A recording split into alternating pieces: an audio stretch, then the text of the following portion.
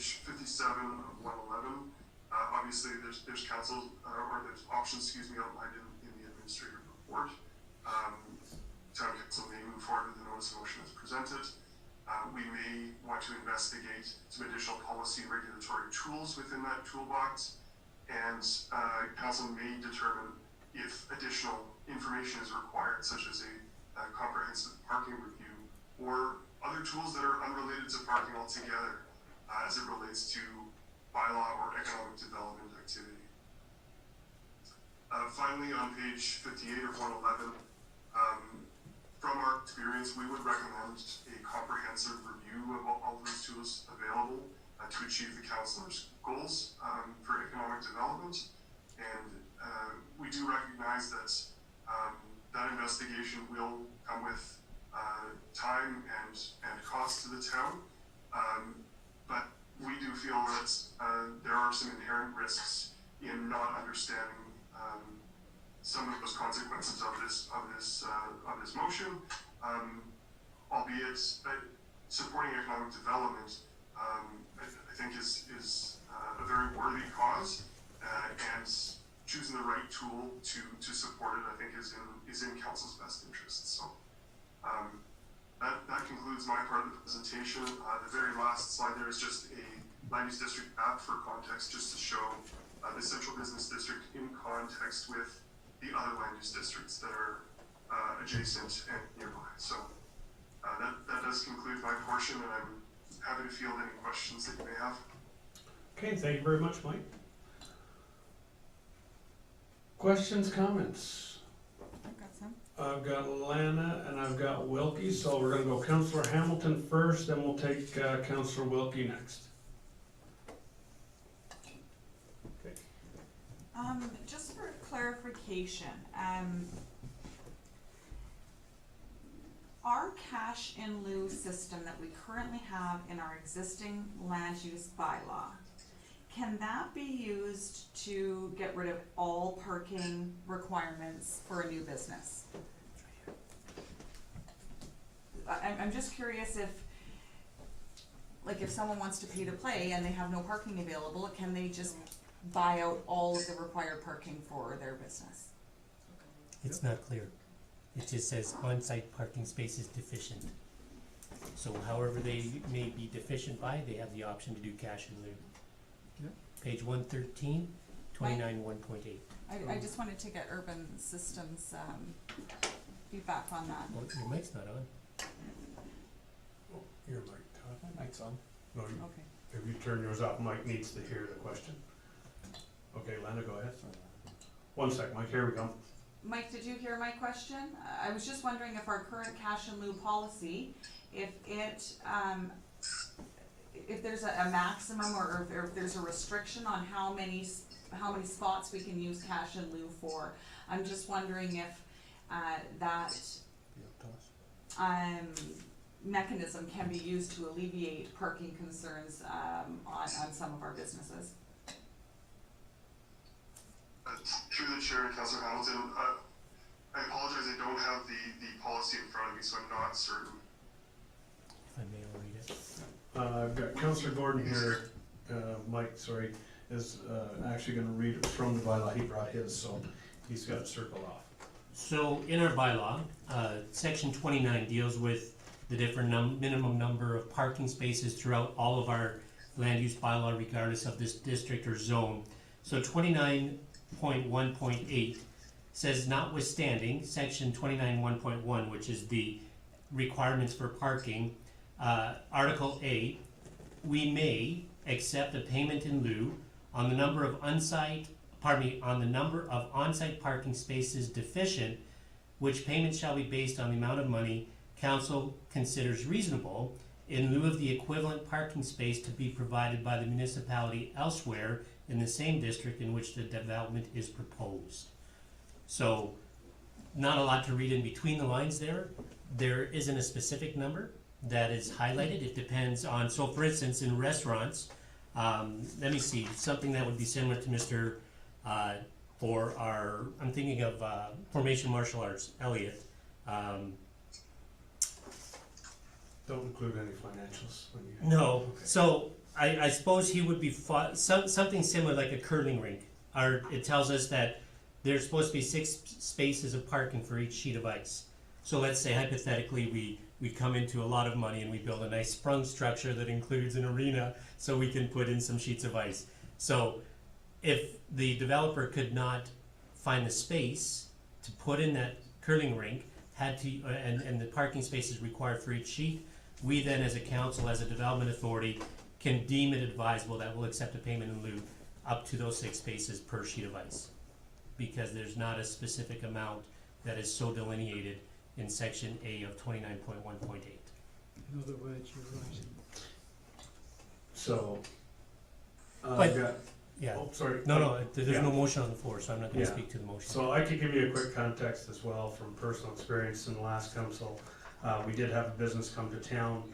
There were not enough spaces for that business.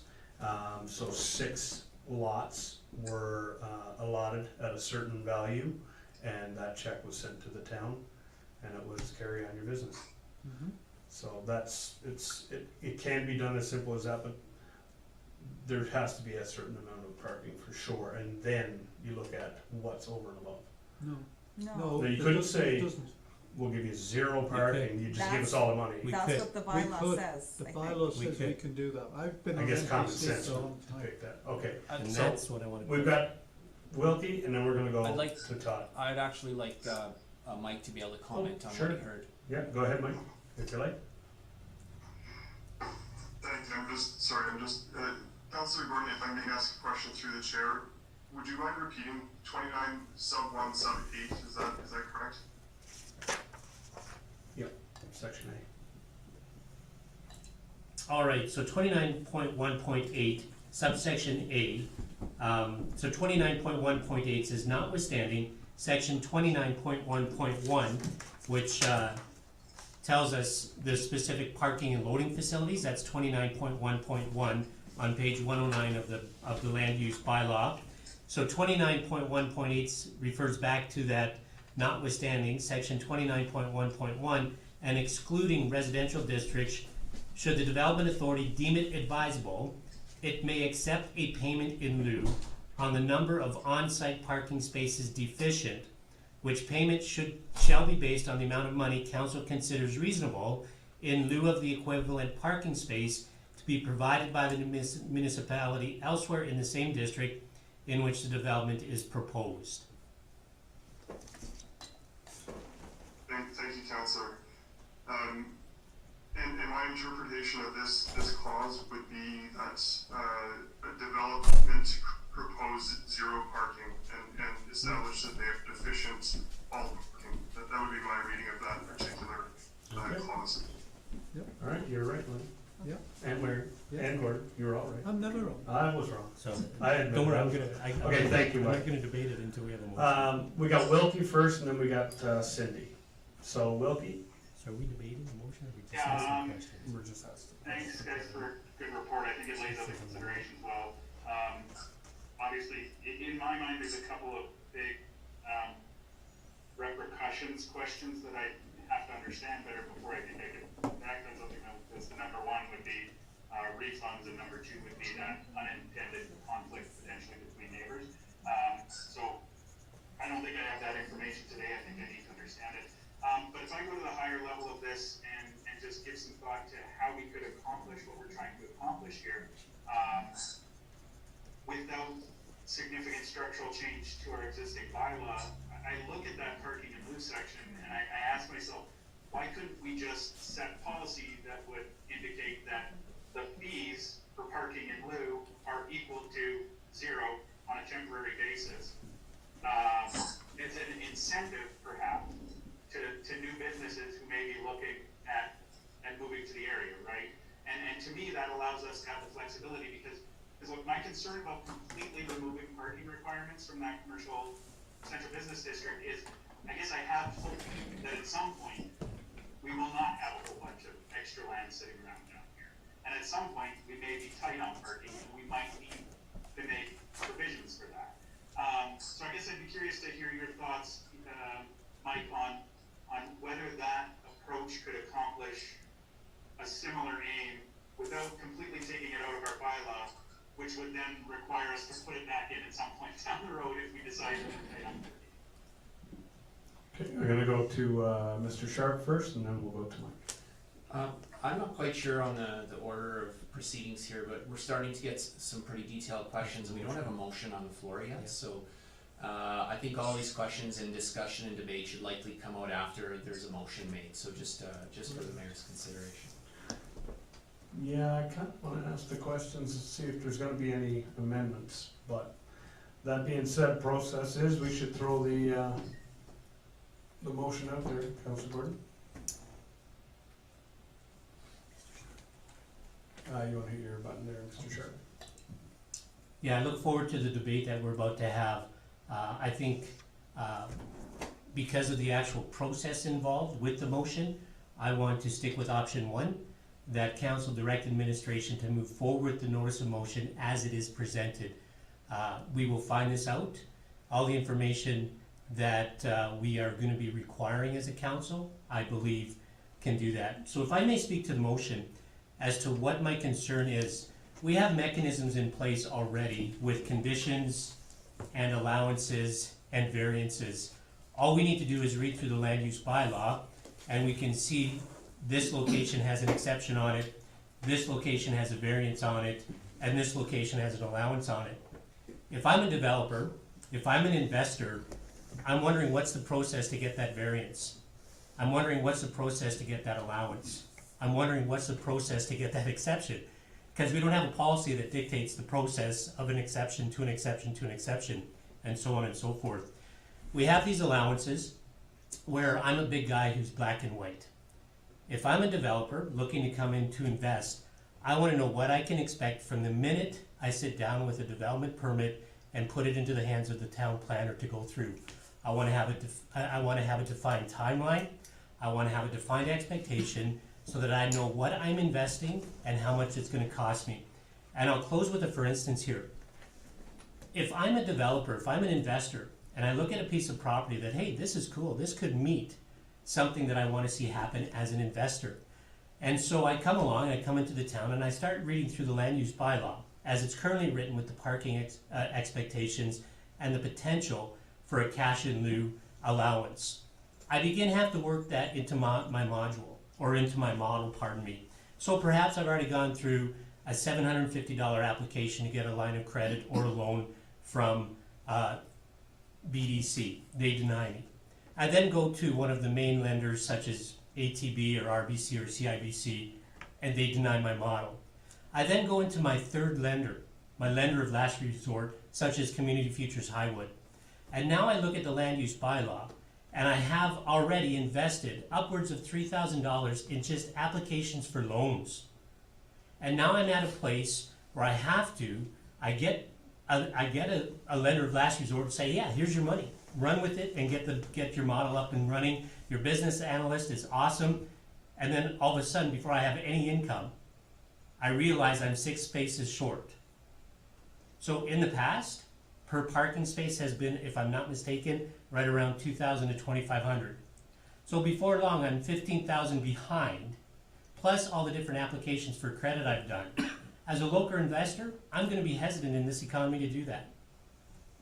And so I want to encourage a very strategic move to make a very clear public announcement that we as a town are meeting our strategic priorities as already allowed, that we established in 2018, but then also the Intermunicipal Economic Development Committee has already voted. We as a council have accepted it. And so we want to build an economic development capacity. We want to make sure we're fostering that friendly environment for the new development and for existing businesses. And I do believe that the third strategy will be met as well, where we'll have awesome business retention. And I'm looking forward to, as a council, how we can be strategic in our announcement. Thank you. Okay, thank you. Okay, so to go back, we've got Councillor Hamilton, then we're gonna have Councillor Wilkie, then we're gonna have Councillor Holiday, and we'll wait on Rab. Rab's the councillor of last voice. There you go. Question that I would like to get addressed from Mike if we can go. Yeah, yeah, go ahead, because I was actually thinking your comment on the zero-based was very relevant to what Councillor Gordon just referenced. So go ahead and ask that question again. Yeah, just can, I wanna be sure that we're crystal clear on any potential refund exposure or, unintended business consequences, that might result from this. And then question B is can we accomplish this goal the same way by way of policy by dictating what our cash in lieu payment is at potentially $0, and what would the implication of that be? Because I mean, I wholeheartedly support the idea here, and what the aim is, but I also look, optimistically down the road at a time where we may be tighter on space, right? And so rather than completely taking it out of our bylaw and leaving it to that council down the road to try to jam that in and face all the backlash that exists there, when we position it as a temporary, and I don't mean temporary like 6 months, I mean like temporary until we start getting tight on parking, incentive to developers to invest in River Valley because we have a zero cash and lieu system. Through the chair to Councillor Wilkie, I think where I'm going with my answer is from that experience that we had pulled from City of Fort St. John, in that it wasn't intended to be temporary, but it essentially acted as a temporary measure because it wasn't working the way they intended it to, and so removing or changing those regulations once some folks have had the benefit of going with no parking, and then recognizing they were getting too tight, congestion was an issue. Reinstating parking regulations at that point was extremely challenging, and they were getting very piecemeal development, which is not exactly what they had hoped for. So I think it's worth investigating through a comprehensive review of parking strategies and different ways to address the issue at hand. Okay, thank you. We're gonna go Councillor Hamilton, then we'll go Councillor Holiday. Thanks. Todd? So, my concern with removing it entirely from our current bylaw, any reference to parking or parking restrictions, is that we aren't being fair and equitable to previous businesses or businesses that might have paid cash in lieu or those types of scenarios. I think I would really like to know what the cost would be and what our timeline would be to move forward with a full rewrite of our land use bylaw, instead of just taking this one piece out to hopefully appease and spur some economic development, but to actually get into the weeds, get through that bylaw. It's something that council's wanted to do for a couple of years, and we're in a situation right now where we don't have a planner on staff, but maybe it's something that I just worry that if we do something quick and dirty like this and take out any mention of parking restrictions, that we could end up with other businesses that maybe feel that the town hasn't been fair, hasn't been equitable, and maybe they got the raw end of the deal here. So there's more things than just parking that we want to look at that land use bylaw. Like there's Signage. right, there's other things that we maybe want to take a boo at. So I'm just wondering what we'd be looking at in terms of timeline and cost to do a complete rewrite of our land use bylaw. Okay, I'm gonna actually get an answer for that first, and then I'll go Cindy, and then Waring. Okay. Who's speaking? I don't know. So, through the mayor, Yes, please. that's a difficult answer to give. I'll do my best. It's a difficult answer to give until we're able to step back and take a look at it. As you know, it's roughly halfway complete now. So one of the challenges is Urban Systems is gonna come in, get read back in, and pick up the ball. So there's a lag there with that. Initially, when I spoke to Urban early on, when they came on board to help us out, I challenged them to try to tell me that they could get this done in 3 months, and they kind of cringed and said maybe more like 6. To take it through properly. As far as the cost goes, again, it's wide open until we completely spec out what needs to be done. The best conversational estimate I could get without going through the whole process would be between $50,000 and $100,000 to have a third party do that.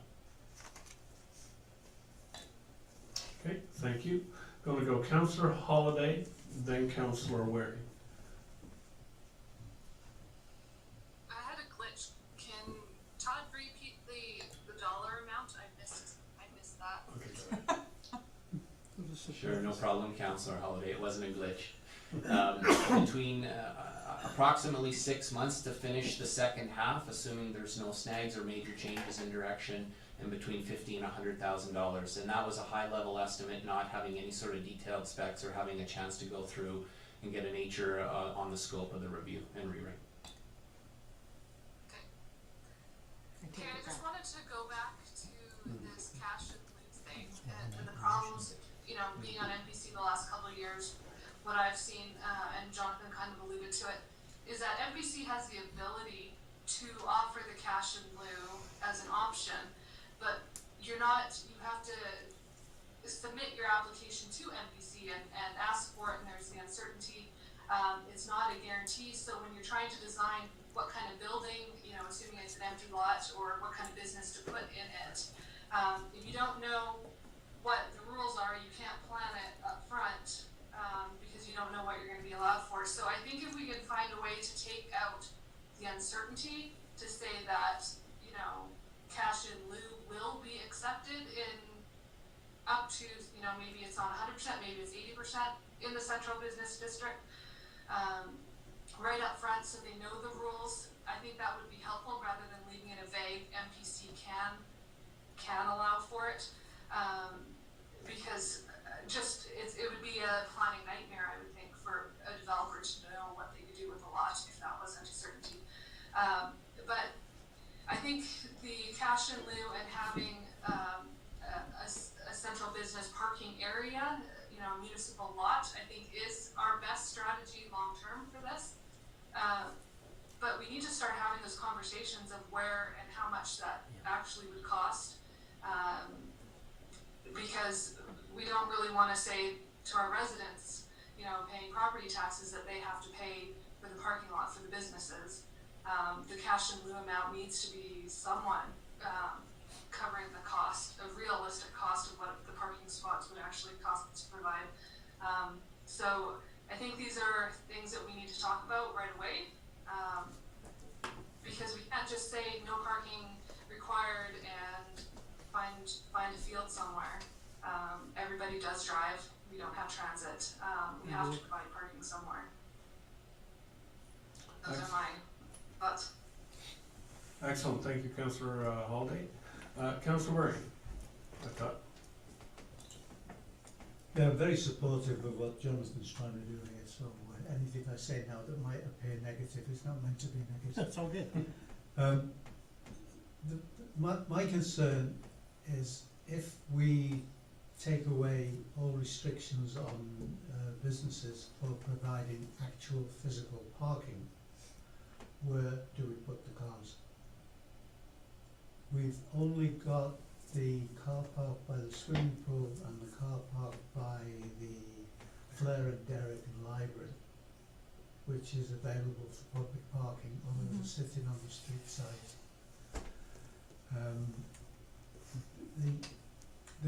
The cash in lieu that we've received in the past has not been spent on parking. It's just disappeared into general reserves. So one of the things I'd like to have a better handle on before we made any changes at all is what capacity do we have now for parking, which is not a study for a third party company. I think it's something our public works guys can do quite well. And then if we look at what's realistic at the moment on the land available downtown for development, what realistically are the number of car parking spaces they would need if they moved ahead?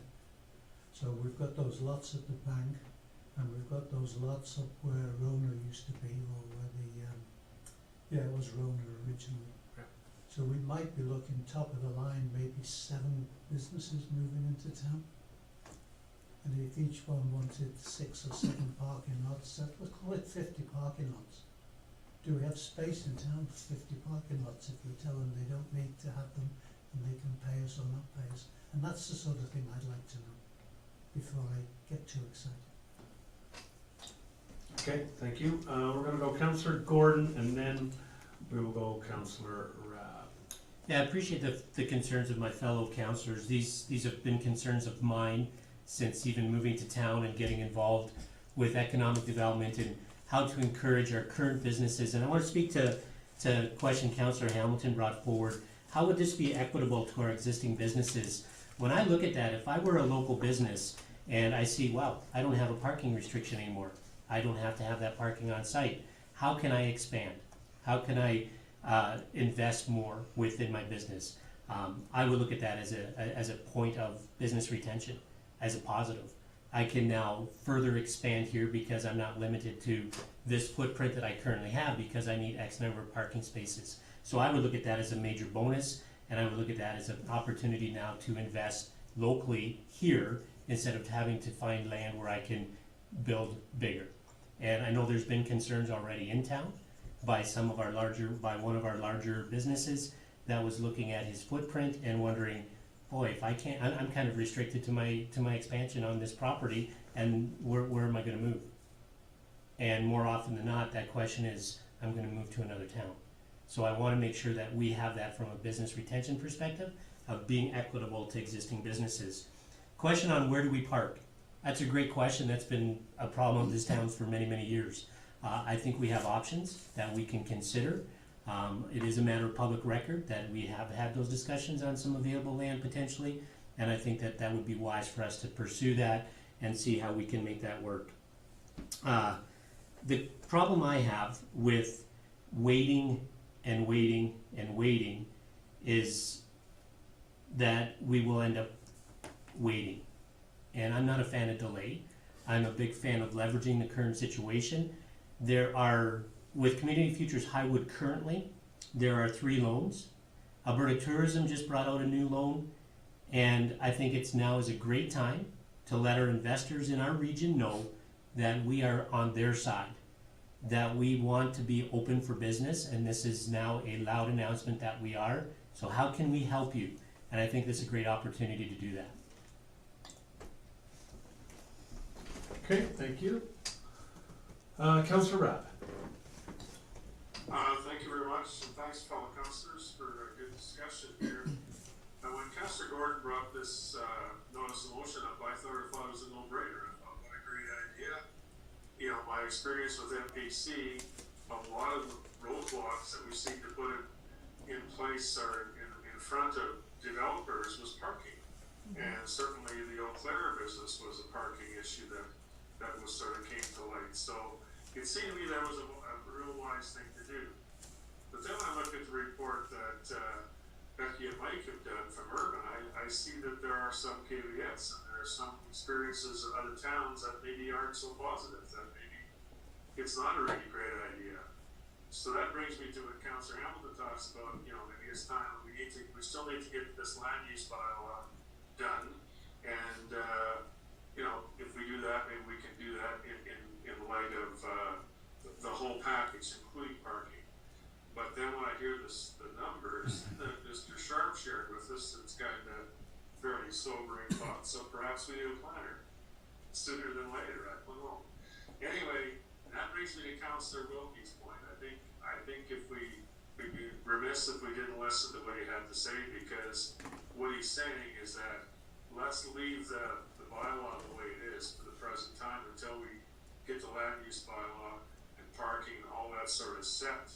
In the interim, if a developer comes here and says we want to develop, then maybe we say you can buy, if you need 5 parking stalls, maybe they can give us money in lieu, and we'll call that 0. I think that's a really good short term. That's all it is, short term, and that sort of deals with Councillor Gordon's comment there, like, let's do it right now, so we don't wanna put roadblocks in front of businesses, so I'm kinda left with what Jamie said, where we maybe postpone, making big changes to this until we can do the whole package. That might take 6 months or more, and then we look at, in the interim, if any business comes to us and say they want to go, then NPC needs to look at a reasonable way to deal with the parking. Thank you. Sorry. Okay, thank you. I've got Councillor Waring, then Councillor Gordon, then Councillor Wilkie, And you've got Todd. and I've got Todd. You good? Okay, Councillor Waring, Todd. If we do nothing, and I'm a developer and I come to town, I believe NPC and council between them have got the rights to let me do anything I want to do. So if I'm serious and I want to build a business on one of these empty lots downtown, we don't have to change the whole bylaw. We can deal with everything on a specific case-by-case basis. Having said that, it would be nice that people are aware of the fact that we are going to try our hardest to get them in.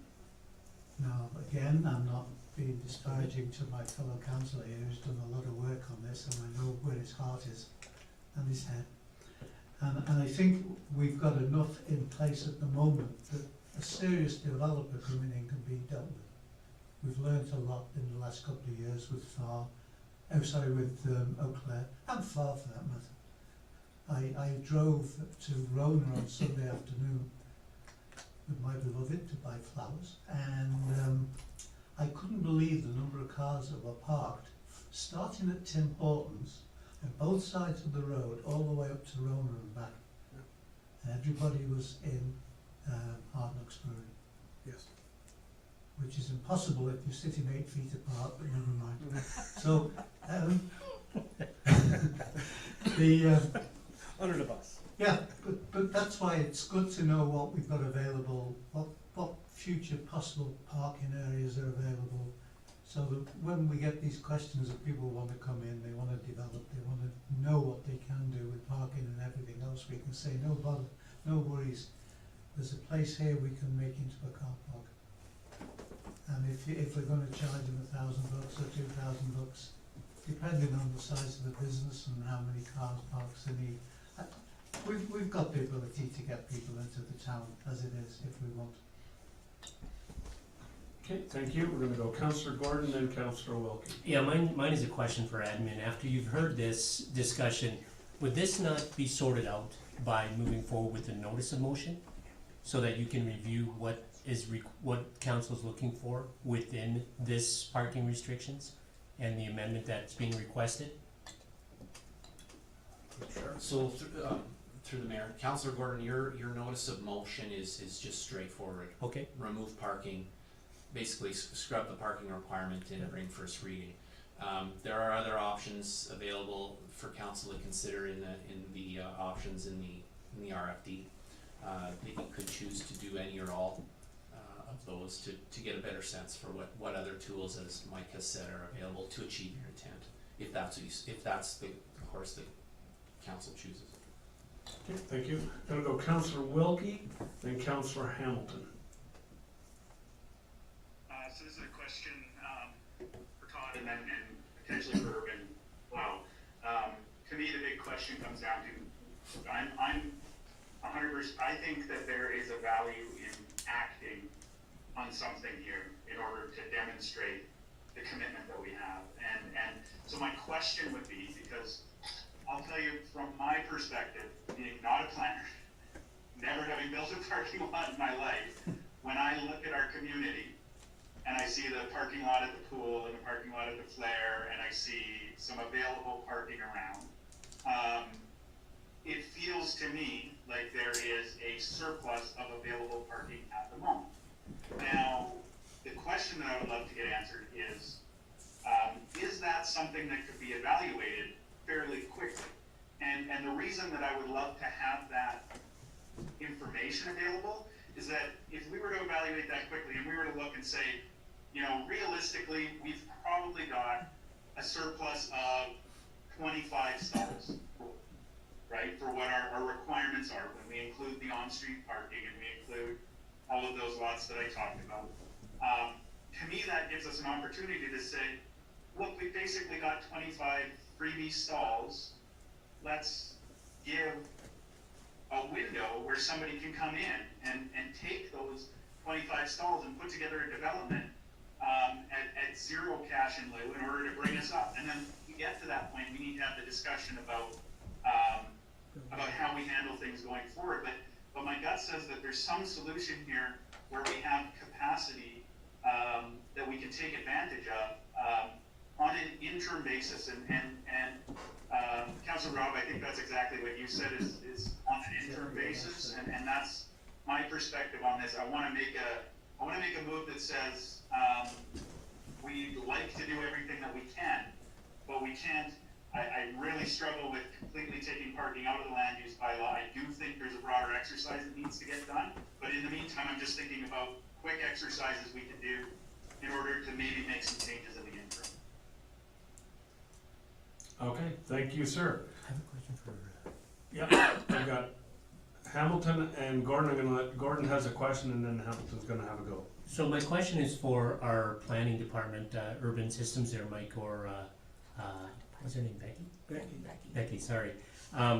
My understanding with Alberta Transport, you brought that up as one of the concerns. And in my research, and you can please correct me if my research has been incorrect, because the Alberta Transport, the highways run through the municipality, the Alberta Transport, if you will, submits to the municipality rules. That's my understanding. So if you could clarify, that would be great. Through the chair to Councillor Gordon, that's only true when a municipality is considered a city. There is a threshold there, and that's why some municipalities have decided to change their name from town of to city of. That does allow them to take jurisdiction over provincial highways within their municipality. As the town obviously is not considered a city, it would be my opinion that that option is not available to the town. Thank you. Learn something new every day. Good one. Councillor Hamilton. Are you sure? I'm positive. It's your turn. Okay, so being on MPC, until recently, and this is why I asked these questions earlier in the evening when we first started talking about this, we weren't aware that you could use cash in lieu for all of your parking requirements. So we know that now on NBC and on council, and I think that maybe a better solution than removing it entirely from the bylaw, Jonathan, is to do what Councillor Wilkie has recommended and kind of merge both of your ideas. Because we don't have a current planner on staff, I think, you know, $50,000 to $100,000 is a lot of money that maybe we don't have available right now, given the current economic climate. But maybe if we remove the dollar value on the cash in lieu for a very short period of time to encourage business development in town, and until such a time that we can really take a good look at this land use bylaw, maybe that is a way of appeasing your desire to encourage economic development, take out the dollar amount restriction, then it's no longer a burden on these potential businesses. We can advertise that we've taken it out, which maybe helps the town and some people maybe that are looking at opening businesses, but it doesn't take away from the fact that this land use bylaw needs a real deep delve, and we need to look at everything, not just parking restrictions or cash in lieu. So I'm thinking that maybe that suggestion from Councillor Wilkie, maybe that's kind of a good fix. It's meeting halfway, it's getting something happening for businesses that maybe are interested in opening up, but at the same time, we know that we've got to do a deep dive into this land use bylaw. Thank you, Councillor Hamilton. Councillor Gordon. So if I'm understanding correctly, the majority are asking for a friendly amendment. That's what I'm hearing. Okay, so a friendly amendment, and you can shoot me down this way, that instead of moving forward with the notice of motion as presented, it is recommended that council directs administration to explore the additional policy and regulatory tool specifically announcing that there is a zero payment required for cash in lieu.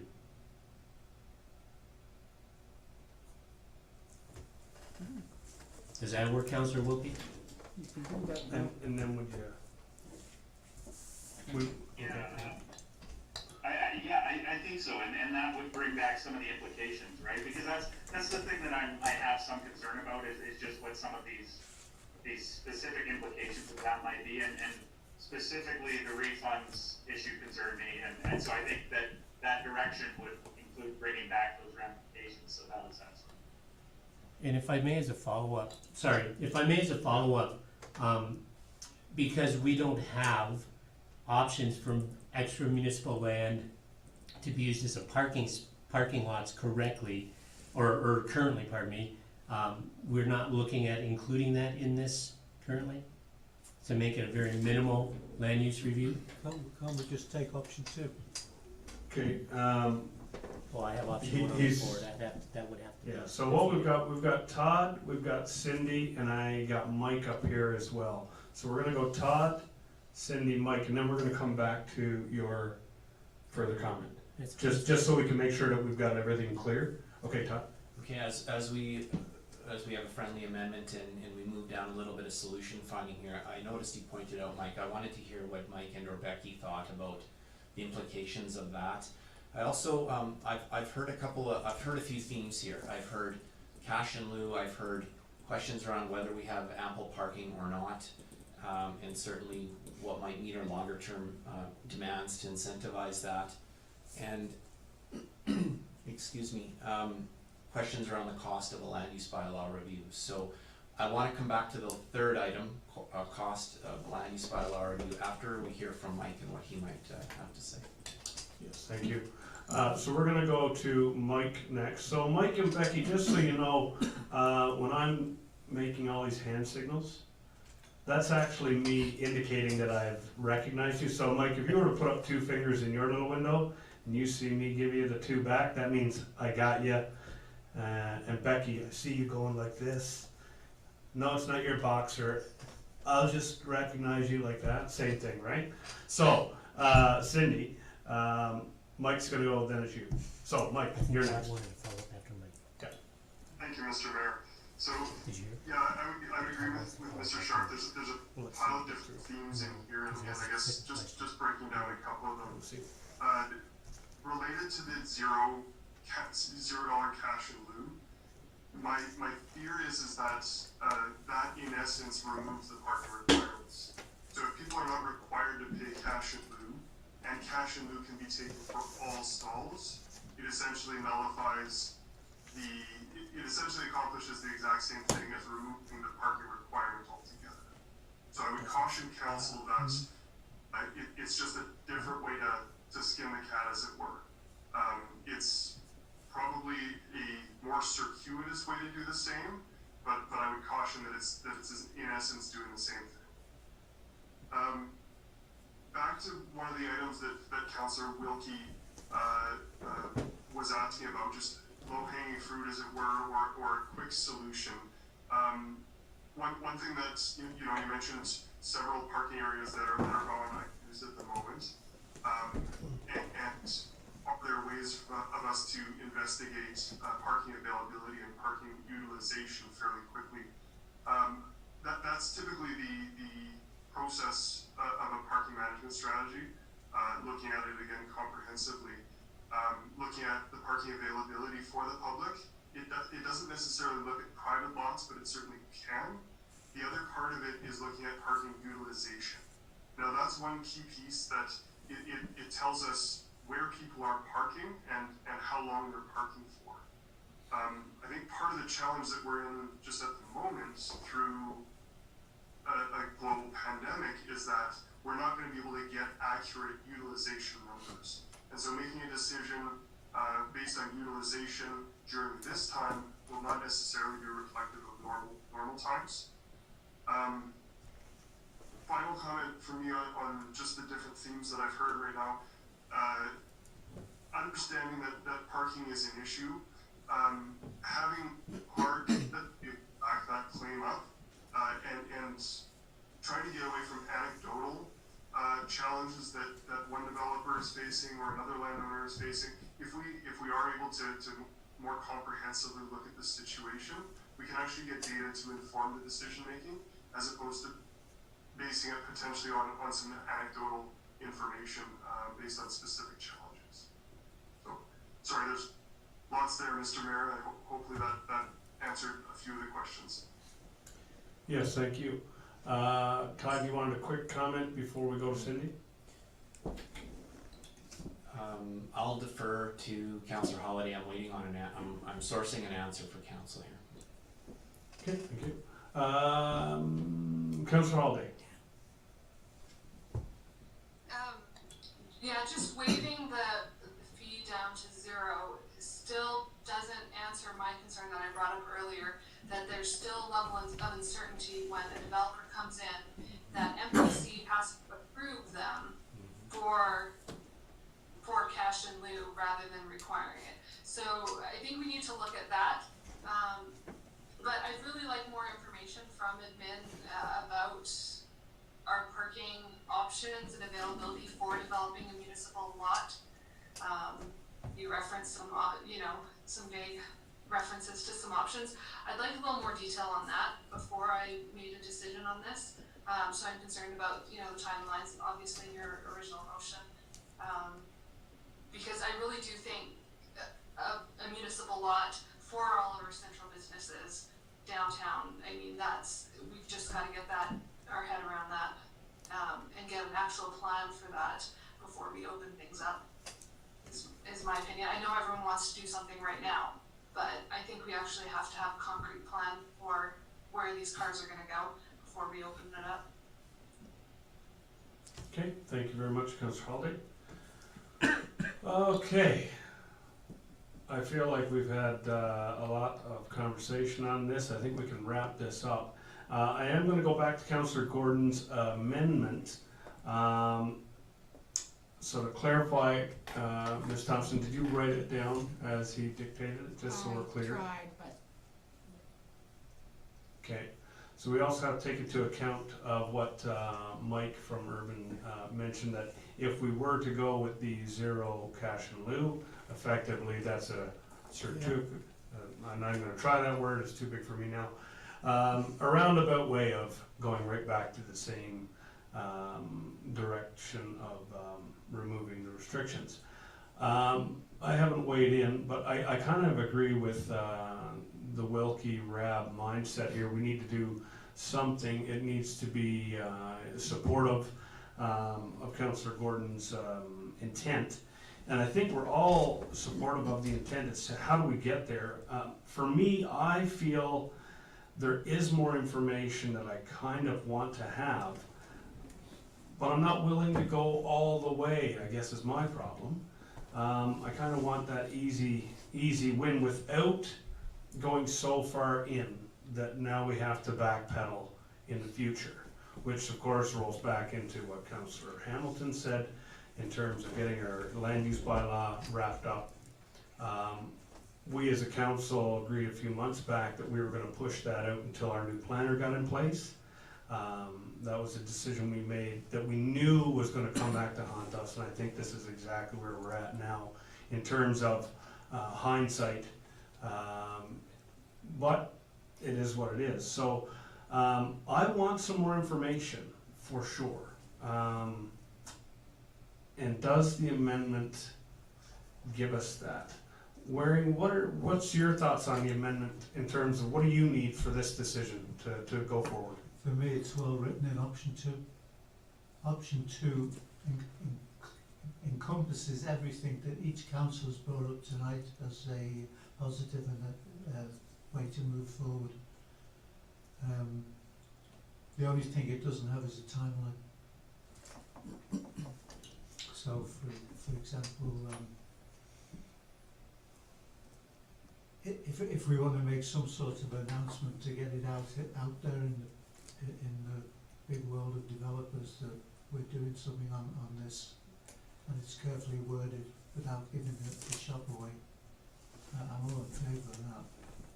But I see everything we've been talking about in option 2. Okay, just the timeline, all right. I'm gonna go to Councillor Holiday. Yeah, I'm almost happy with option 2, but I think it goes into more than I think we need, getting into private lots or shared parking agreements. I think I'm more interested in that cash and lieu payment, and who gets it, and like giving more certainty for getting it, and looking into the municipal lot, something quicker. I don't know if we wanna go into a complete parking analysis, or if we can tone it, or hone it into just, you know, the central business district and cash and lieu payments and something a little more specific. I don't know what everyone else's thoughts are, but All right, we're gonna go Councillor Wilkie. I think that, yeah, I share some of Cindy's concerns about the broadness of option 2. You know, my big thing is, in concept, I can be supportive of option 2, with the caveat that I would like to see I almost see it as a staged process. I would like to see as a first stage some short-term potential solutions, along with what would be required from an information perspective in order to make those short-term decisions. Because in my mind, I think that the land use bylaw is a longer-term decision, and look, there are a lot of discussions ongoing from a strategic perspective that could impact that land use decision one way or another, or land use bylaw one way or another, right? But I do think that there is a need to show some support here in the short term. So if we could narrow that in a little bit, and I don't know what the wording would be to do that, I would like to see specific action in the near term, or at least alternatives for specific action in the near term that could help address some issues. Okay, thank you. All right, Councillor Gordon, would you like to make that amendment? And I'm gonna suggest, and I think what council's looking for here is a look into the business, the council direct administration. I'm just gonna read what I think, and then you can fill it in. The council direct administration to explore additional policy and regulatory tools pertaining to parking that foster a business-friendly downtown district that include municipal lots, and adjustments to the cash and lieu payments specific to land use exemptions. I think that. That's a different one, specific land use exemption. Okay, Exemptions is different, so I was throwing it out cause that's a there. comma there. Okay, so, So that's like saying you can do Yeah. this, but you can't because you have a different use. That's what that specific land use exemption means. Yeah. Did you want that included? well, that's what I think council is looking for, that as that extra information. didn't I don't think council wants to go into shared parking agreements or issuing bylaw variances. I think I didn't I know think the that's specific clear. land use exemption. Well, I think that's gonna just fall into it, but you could remove it, I'm fine with it gone too. I think cash and lieu is the important one, and municipal lots, That's what I and the heard. business friendly, That's what I heard. and recommendations to make, cause that's the essence of what you're trying to achieve, and I think that's what we really just need to nail in this motion, and we've got the support. Todd, would you like to weigh in on that, and then we're gonna lock this down? Just a question of clarification. So the issue around cash and lieu, I think what I've heard is we've moved off waiving cash and lieu. But I just wanted Councillor Holiday to clarify for me, maybe I missed it, what specifically around cash and lieu are you suggesting be looked at?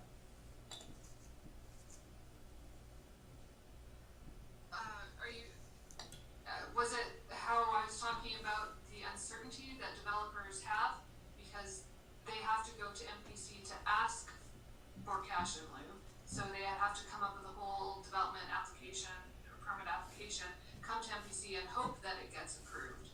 So there's uncertainty versus being able to find a system that guarantees cash in lieu being an option at the table that's going to get passed, so they can be able to design their development around and their plans around knowing that that's going to be an option, because it totally changes your building designs, your business designs, everything if you know you don't have to put all those parking spots into it. So finding a way to let developers know that up front that cash in lieu will be approved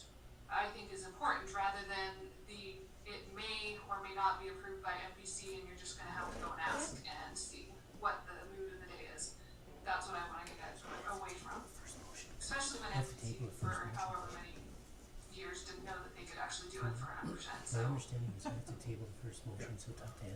Okay, thank you, Councillor Holiday for clarifying that, and, agreed, that's the way. We're just gonna go to, Ms. Thompson here, Legislative Services, to clarify the process here, and then Councillor Hamilton will have the floor shortly after that. Oh, I'm not gonna, You're not gonna preach? not the process, but under the motion that we are looking at here regarding policy, to look at policy, explore policy, I think that could be potentially covered under policy. A policy be developed for cash and lieu, A standalone policy. a standalone Yeah. policy aside from the land use bylaw. That's an additional policy. I'm good with that. So really what I should do, if my understanding is correct with the MGA and rules of order, I should probably table option 1 and present option 2, as opposed to a friendly amendment. So that is correct, right? I can do Table it? that. No, We'll just- no, I can you can do a friendly amendment at this point, you have not voted on it, so Yeah. if you'd like to go to option 2, Yeah. with the understanding that, Councillor Holiday's concerns, et Mhm. cetera, and it wouldn't, that then wouldn't involve a deep dive into the land use Yeah. bylaw, it would mean policy development around, And it's written that way. parking in lieu. And correct me if I'm wrong, actually option 2 is already written that way. It's about Correct. exploring the additional policy and regulatory tools, Correct, which may include these ones we wanna look at. correct. Okay, so, based on that, if fellow councilors, not sure if you heard, what we're going to do, based on Legislative Services Management recommendation, is the friendly amendment will actually be the, option 2 in its entirety, because it gives the option to create a policy, standalone policy, so that, for instance, our cash in lieu can be its own policy, which lines up with what we expect, so that our developers will know that, hey, there's this option for you. So this is the exploration of that, rather than the creation of it. So it gives administration an opportunity to do the proper study that we want done, not that exhaustive deep dive that will cost us thousands of dollars, but what can be done to meet the requests of council here tonight. Thank you so much for your debate. Okay, thank you, Councillor Gordon. Heather's got a point. Heather's got a point, go ahead. Mike, am I correct in that? I just wanna double check, because I'm not planning. Policy could be developed for cash and lieu? Go ahead, Mike. Thank you, Mr. Mayor. It would be my contention that yes, that is one way that it could be handled. We could, again, look at that section 29, sub 1, sub 8, article A, and see if there's alterations that could be made there as well, too, as a different alternative. So I think, yes, exploring these alternatives would be, what would be at hand, if directed to proceed with, option number 2. And really, NPC can do that. Okay, we're gonna have Wilkie, and then Lana, did you still wanna have comment, or you good? You've let so many other people talk, Barry, that I forgot what I was I fell into the rad trap, where I just ignored Lana long enough that she just said, I'm just chicken liver over here.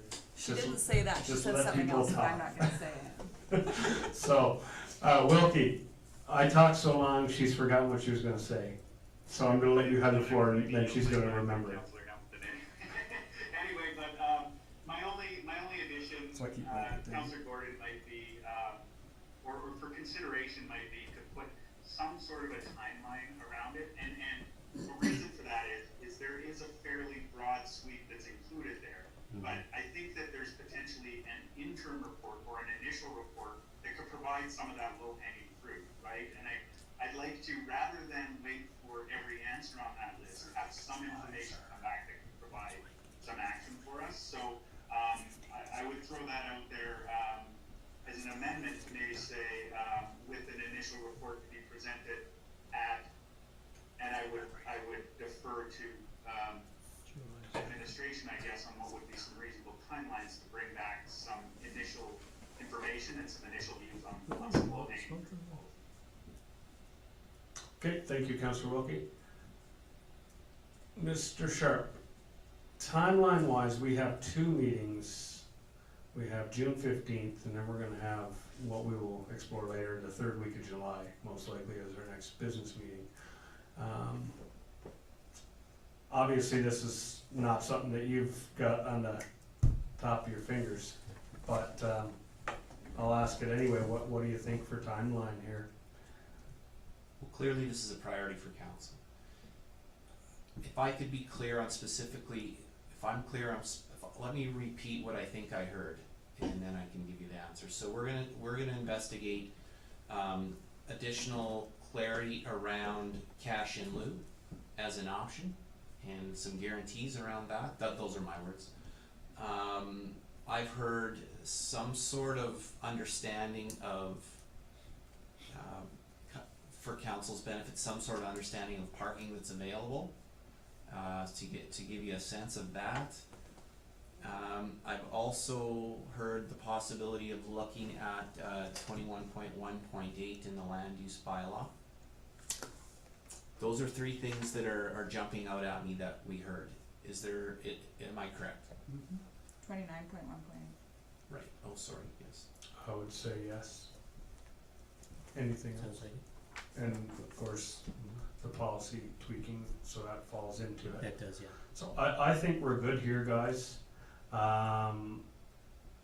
So the motion is, So to answer your question, oh yes. I don't know if we can get that done in 2 weeks, or less than 2 weeks, 10 days basically, so when the next council package comes out. We haven't determined the date of a July meeting yet, but it historically has been the 3rd week. I believe we could definitely do something for the 3rd week of July and come back with some recommendations for council, or a staff report for council to chew on some options. All right, sounds good. Wilkie, was that an indication or just? Thumbs up. Okay, It's just a thumbs up. I appreciate that. okay, excellent. All right, I think we're good. We're gonna call the question. If there's no other comments, concerns, all in favor of option 2 as proposed by Councillor Gordon? And that is carried. Rab, Wilkie, and Holiday are unanimous. All right, thank you very much. Just make Thank sure you, it's Urban got- Systems, for sitting in on this meeting here. I think, Todd, are you gonna release them from the meeting? No, we Yeah, don't exactly I like- think we're good but here. that Thanks, motion- Becky and Mike, well done. Get it on our- Thank you.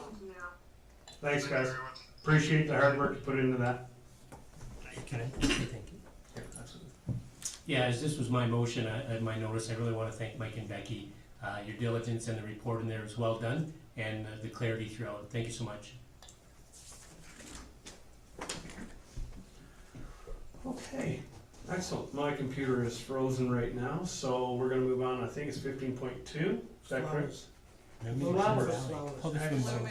Bloomin' and Turner Valley. I'm gonna let Councillor Gordon, Well, I hope we're ready for another hour and a half debate here, guys.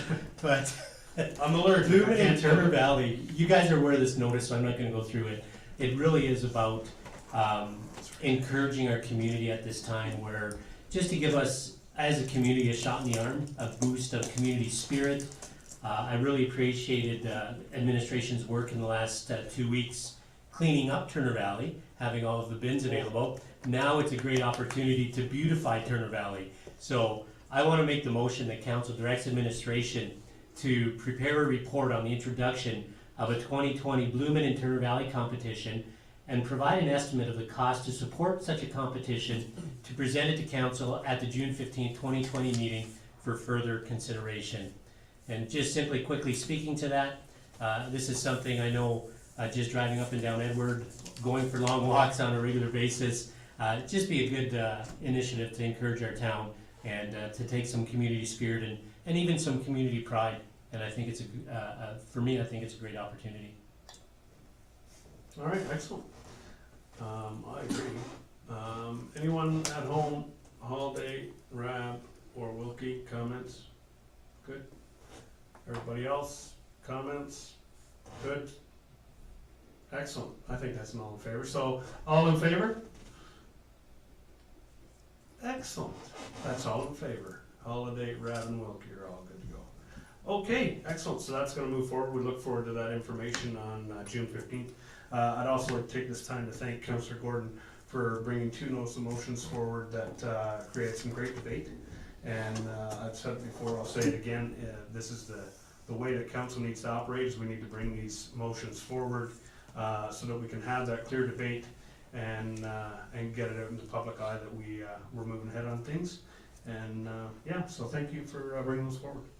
Okay, computer's back.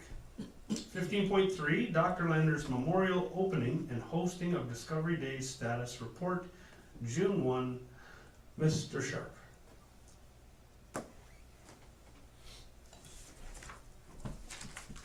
Thanks, Mayor Green.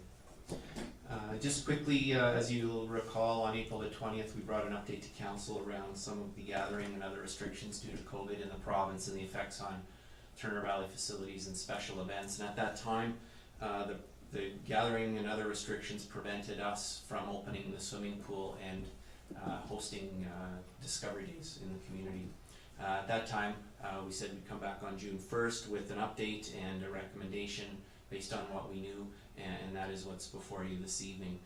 The restrictions have not lifted in a manner that would allow us to open the swimming pool, so no decision for council at this time on that. But having said that, as was the case last time around, immediately upon the environment changing and we have an ability to open the pool, we will come back to council for a decision as to what they'd like to do for the remainder of the season. Keeping in mind, we expect it takes about 3 weeks to get the pool ready to go. With respect to Discovery Day, again, gathering restrictions are preventing us from hosting that. At the time, we'd asked council to, rather than cancel, postpone until August the 15th. It's our belief it would take 10 to 12 weeks to pull together a quality event, and because of that, that pushes us up against the end of the summer. And staff's recommendation is that at this time, council makes a decision to cancel Discovery Day for lack of time and planning purposes. All right, thank you. Just in terms of, and I have to ask, because of course we opened the playgrounds today, and there was much fanfare to be had for that. The spray park, we want clarity on the spray park because some people believe that they should be open, some not.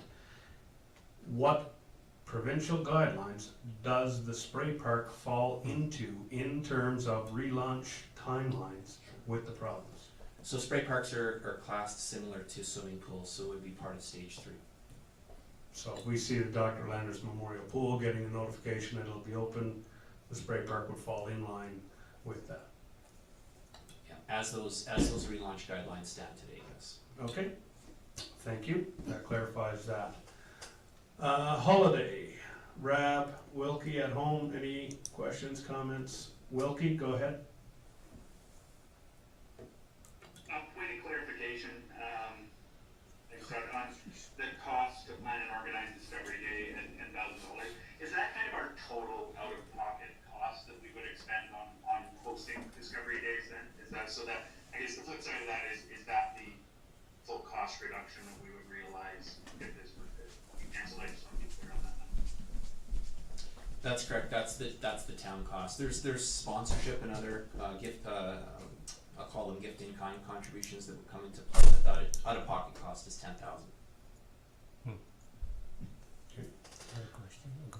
I've got Councillor Hamilton and Councillor Gordon, and just for you guys at home, we're just losing some battery power on one of the computers here, so if you blink out, don't run away, you're going to dial back in. Okay, Councillor Hamilton? So my question is in regards to the pool. Will there be operational setbacks from not bringing the pool up to full operational standards this year, next year? Like, I'm just wondering if we should, in the background, be getting the pool ready to go, filling it up, making sure everything's operational anyway. Or like if we don't do that, are we gonna have additional or bigger issues next year? And maybe I'm asking that in hopes that maybe they'll decide on July 15th that the pool can be open and we'll be ready to go, is something that I'm just kind of thinking. Okay. And then I also, the 3 weeks that it would take to get the pool ready to go, is that just because of staffing, or is that because of, you know, it's not full of water right now? I'm just wondering what all is included, and maybe if we could kind of. Sure, so, if I may, through Mayor Crane, I think those two questions are very similar. The length of time needed to open, the 3 weeks we need to open, is not predominantly due to the facility opening, it's predominantly due to the staffing. So their staff standards, training, orientation, fitness testing, all of that sort of thing that would take us approximately 3 weeks to get people hired, onboarded, and set up. The actual startup of the pool only take, barring any sort of setbacks, which from year to year we see, takes just about a week. So the physical plant and the facility is only about a week. It's the staff orientation, the training, fitness testing, etc., that takes closer to 3. Okay, Councillor Gordon. Yeah, I hate to see the Discovery Day canceled, to be quite honest with you. So I'm wondering if there's a way, since we have the pavilion in Millennium Park that used to host music in the park events, if we can consider within this discussion what potential would it look like to host a music in the park celebration post-COVID. I think that's something our town could definitely use. We have the options for it. We have enough room to social or physical distance in Millennium Park, and I'm wondering if we could direct administration. It's almost like I want to amend that motion there, and yes, well, maybe I will, eh? That council, so I'll make that motion, shall I? That council accept the Dr. Lander Memorial Pool opening and hosting of Discovery Day report as information, and further directs administration to formally cancel the 2020 Discovery Day event, and to look into hosting a music in the park event post-COVID. That's in 2023. Well, with some articles I read today, maybe not.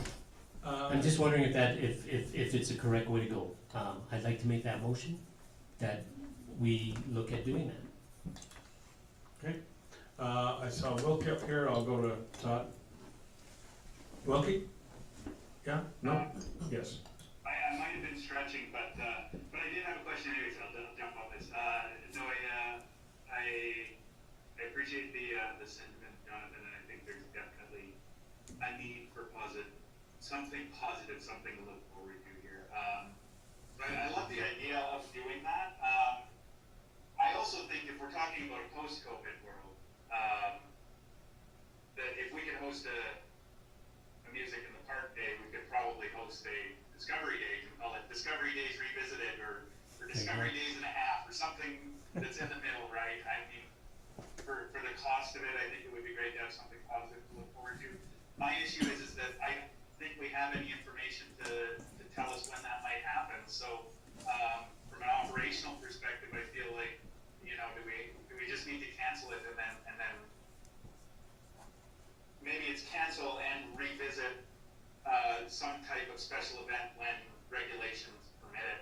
I would just throw that out there, but I think that your motion would kind of accomplish something. Look into a post-COVID event. So, Okay, Mayor, thank you. Yeah, go ahead. Sure, just further to Councillor Wilkie's event, I tend to agree with him in that I don't have anything to bring back to council with the uncertainty. I mean, who knows, there could be an announcement tomorrow, and then we're circling back in a couple of weeks to try to get something on the rails. But until such time as we have more clarity, and believe me, we all know it changes, it seemingly changes weekly. I don't know what I could bring back into what scale to you, but I would commit, if that's what council is intent is, that the minute that we have clarity on what we can do around gatherings and other things, much like the pool, we'll circle back immediately and we'll find out what council would like to do. Because I agree, I think there might be options there, provided we have the time to do it. Just checking that out. Yeah, no, I agree. My post-COVID idea is COVID art in the park. There you go. Of course, everyone's at home.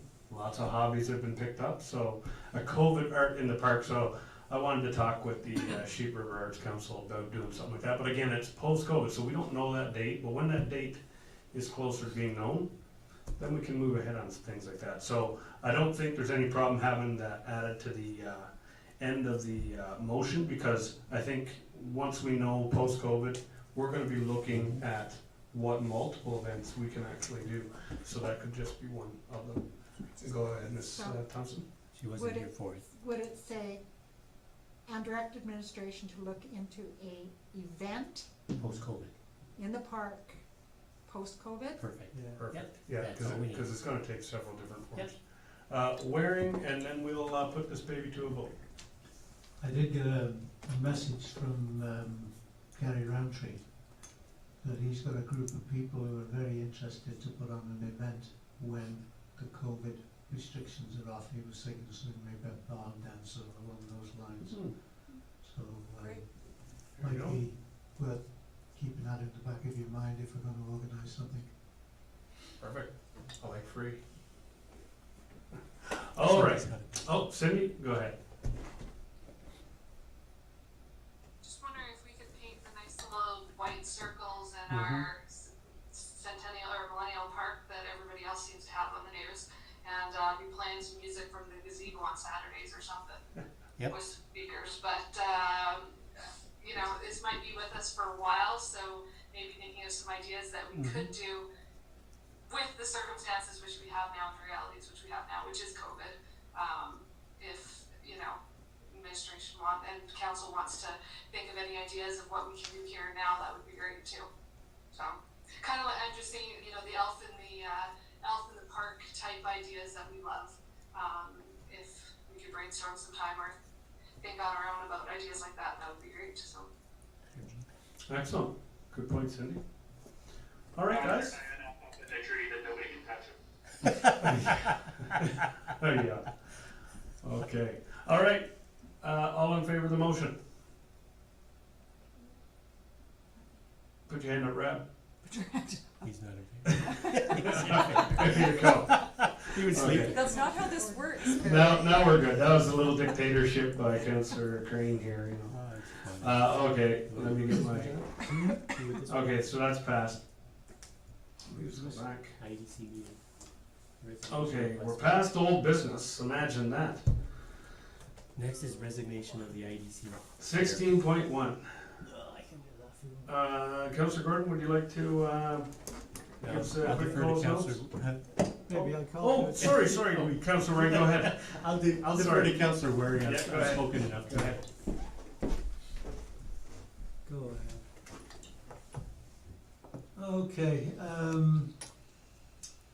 Les Miller, who was one of our members of the IEDC and was the elected chair unanimously, due to certain circumstances, I think partly in his private life and partly with COVID and different pressures he's had on him, has decided he didn't want the responsibility of being and the work involved in staying on the committee.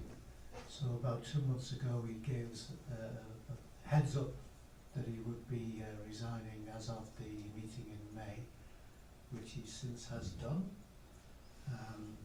The committee accepted his resignation reluctantly and thanked him for all the work and effort he put in to help us get to as far as we've got already. So the option that I'm asking for is the council agree to accept the resignation of Leslie Miller with regret, and for administration to send him a letter thanking him for his service to the IEDC.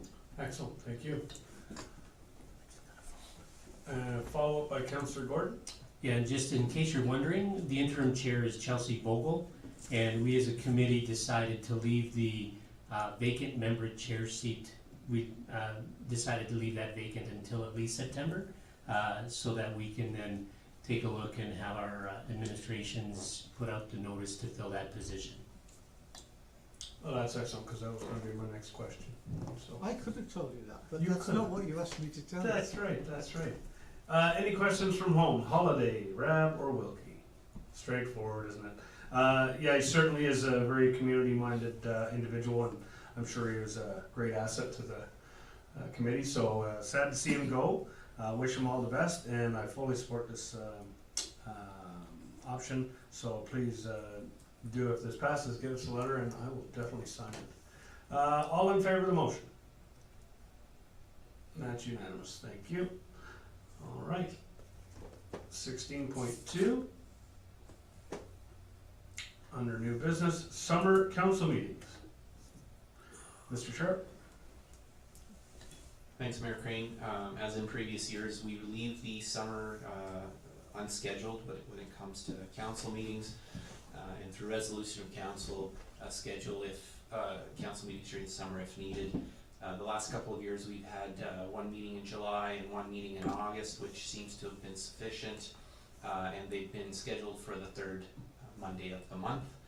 This time around, administration is recommending the same and asking council to follow the same schedule of July the 20th and August the 17th. Of note, one of the benefits of the third Monday of the month is if we have any committee meetings that flow in the month, it allows the committee work to happen, and then ultimately the work to flow to council following the predetermined dates of the committees. Excellent, thank you. Any comments from council? Works for me.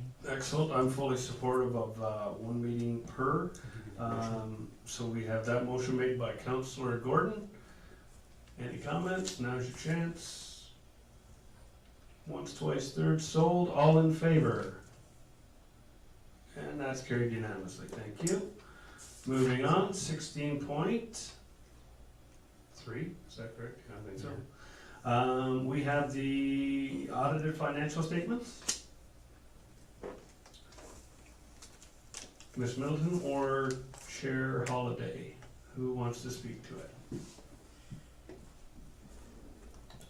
Okay, we'll go Councillor Holliday. Ooh, excuse me. It's hot. The floor is Yeah, yours. I start, so at our last finance committee meeting, we had Myers, Norris and Penny, our auditors, come in and present our draft 2019 audited financial statements. This year's audit went really smoothly. Myers, Norris and Penny and administration worked really well together. And as you'll see from the intro letters and the audit report findings document that's attached to the statements, that we have a clean audit report, and there were no areas of concern, no control issues identified in the audit, other than the subsequent event of COVID, which is getting put in everybody's financial statements. We've got a clean audit report, and everything went really well. So if you have any hard questions, I'll pass them on to Ms. Middleton. If they're easy, I'll take them.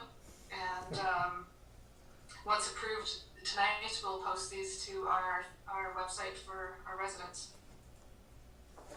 Excellent, thank you. Councillor Gordon. Yeah, I think the chair can, sorry. Cindy, I think you can handle this one, Councillor Holliday. Could you confirm the accumulated surplus for the year? Were we looking at a surplus, if I'm reading that correctly? I just want you to confirm the figure. What page are you on?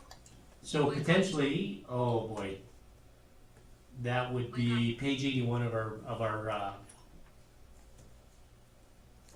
Can you say what the financial statement? Because I on my version of the package, I can't tell what number it is. So when you get to the numbering, it would be page 2. Statement of operations. Yeah, if you get to page 2 there, that's what I think it's repeated elsewhere as well. There's an excess of revenue over expenses and then accumulated surplus.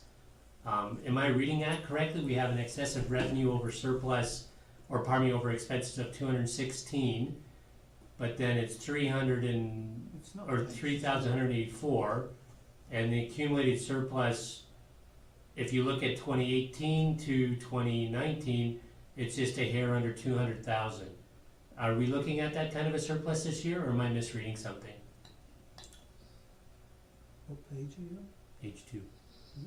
I'm still not sure where you're looking at I yet. think he's looking Well, at, Cindy, I can comment through to answer the question for you if you prefer. So, just to answer the question through the mayor, Jonathan, Councillor Gordon's questions, you are correct. We have a surplus of $3,184 for the fiscal year ended December 31st, 2019.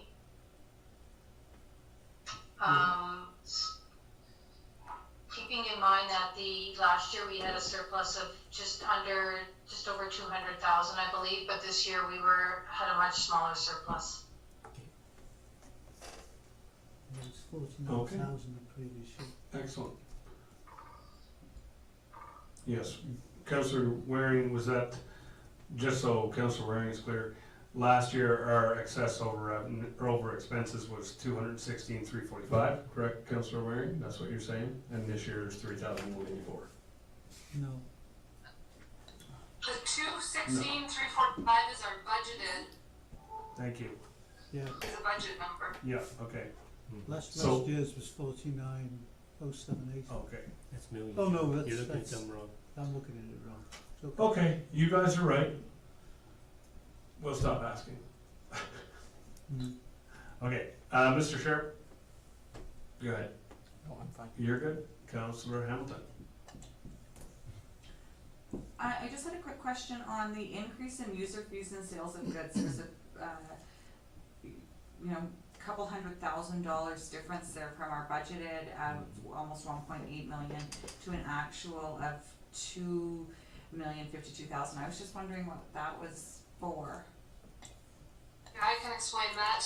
The important thing when looking at the consolidated statement of operations is that those, they're different than our budget. We show the budgeted amount on the first column, 2019 budget, which is what we're all familiar with in the budget package. But when it comes to the consolidated statement of accountants like to complicate things, and so they add in amortization. We've also got SHRUC numbers added in, which really complicates it. Because we're a 45% owner, they've taken our 45% share of SHRUC operations and added it to ours. So because SHRUC is making revenue, even though it's coming from us, they're still making revenue that increases they had that user fees and sale of goods in their income statement, which gets consolidated in ours. If you want to look at the SHRUC, there's later on in the financial statements, Schedule 6 is really helpful. And it has the SHRUC operations separated out, as well as amortization. So it's really hard to look at just that initial income statement that, in the financial statements.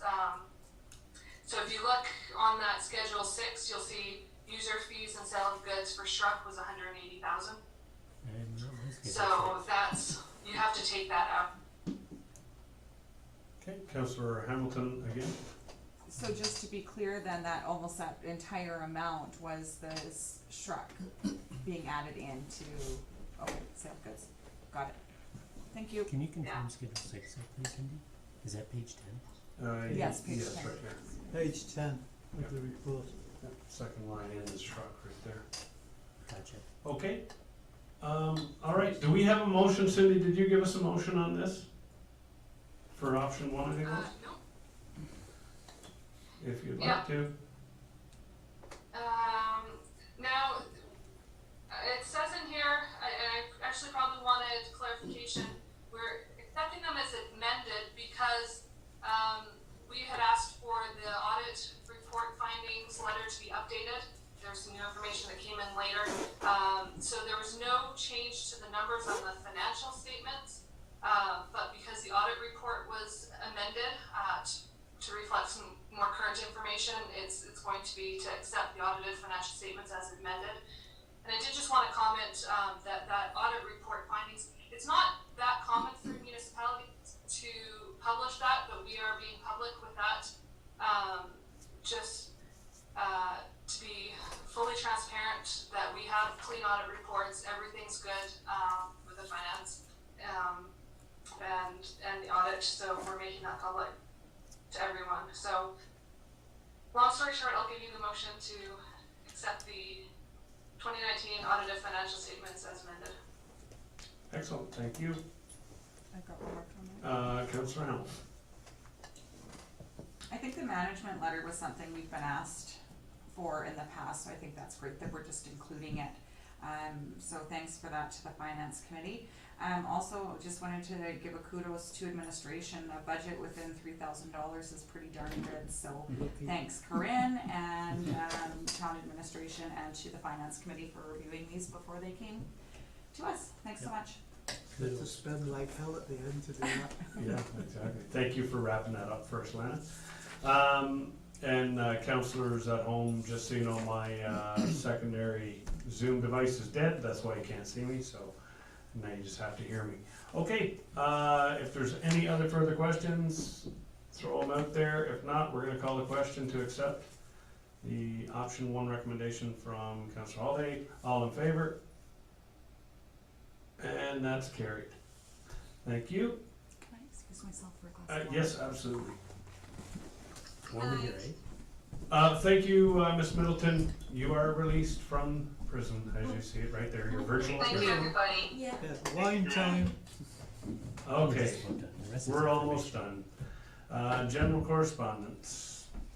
information. Go ahead, Mr. Sharp, why don't you walk us through these? Thanks, Mayor Crane. Not much to walk you through, just 3 letters received on behalf of council.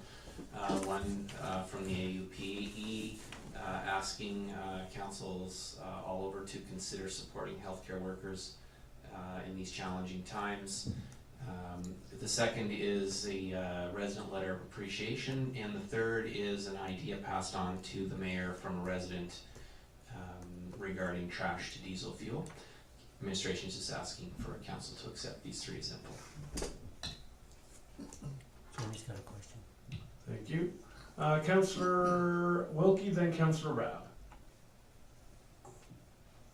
I was gonna give you a motion to, accept for information, all of the correspondence noted. And I did have one question that might lead to supplemental, to that. Is that something, that trash to diesel fuel, has administration been in contact with that facility? And if not, I'd like to just add to that, to direct administration to reach out to that facility, to discuss the potential of taking Turner Valley's waste as a potential input for that facility. Mr. Sharp? So we've been, through the mayor, we've been paying close attention to what's going on in Alderside as one option. Right now, they've just reached production phase here in the last couple of months, give or take. And we've also spoken to the county who operates, I've had some conversations with the county who operates the landfill to find out if and when these folks may be interested in some stock feed for their operation. So we're paying close attention, and we will definitely be in touch with them again if and when the time is right. Well, yeah, I'll leave that to you. I don't think it requires any direction then, so just a motion to accept as information. Excellent, thank you. Councillor Gordon has a comment? Yeah, if memory serves me correctly, I think I actually had some contact with the Alderside manager by way of email and shared that with CAO Sharp, and that's kind of where, just a few months back, I think, right? So just to see how we could, if there was any option to join them and work together. Councillor, or Mr. Sharp? Sure, and further to Councillor Gordon's comment, that the ball, I don't want to say the ball is in their court, but they quite simply said, when we're ready, we'll be in touch. We'll be looking for stock feed, and we'll be in touch with you. We know where to find you. So we're paying attention. Excellent, thank you. All right. All in favor of accepting correspondence? That's carried. And I believe that wraps us up. No, there's the IDC. One second, I just gotta, IEDC. that one's not under correspondence. There we go. Okay, Councillor Waring.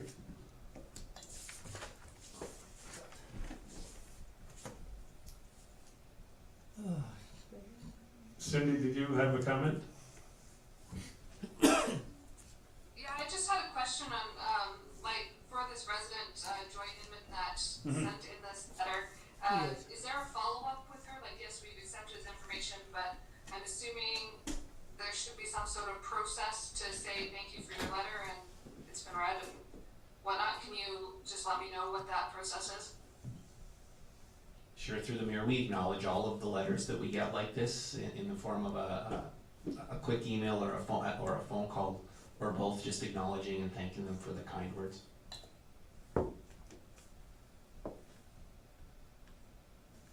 Yep, go ahead, Cindy. Right, but would you pass on information like, you know, as of yet, this facility is not ready to take our waste, but we'll keep it in mind kind of thing, or is there no follow-up on that? Like, no extra information given?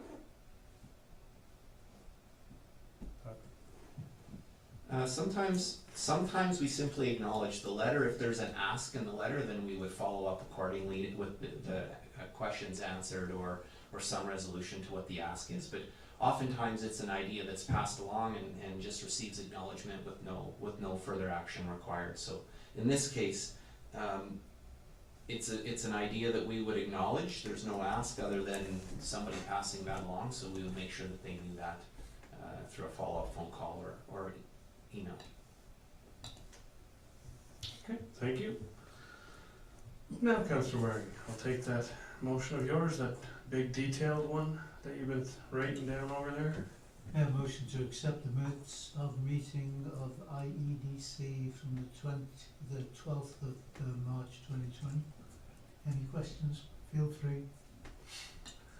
All in favour? Excellent. God, I'm ready for the question. You're good. All right, and that brings us to the end. So, thank you very much for attending, for you at home. We look forward to seeing you here next time. Thank you to administration for all your hard work. Councillor Gordon, again, for bringing those motions and the great debate by all. And for everyone at home, be kind, be courteous, Wash your hands afterwards. be safe, wash your hands after you play at the playground. And remember that 3-point competition, $10. Try and beat me. Good luck. Okay, take care, everybody. So where's your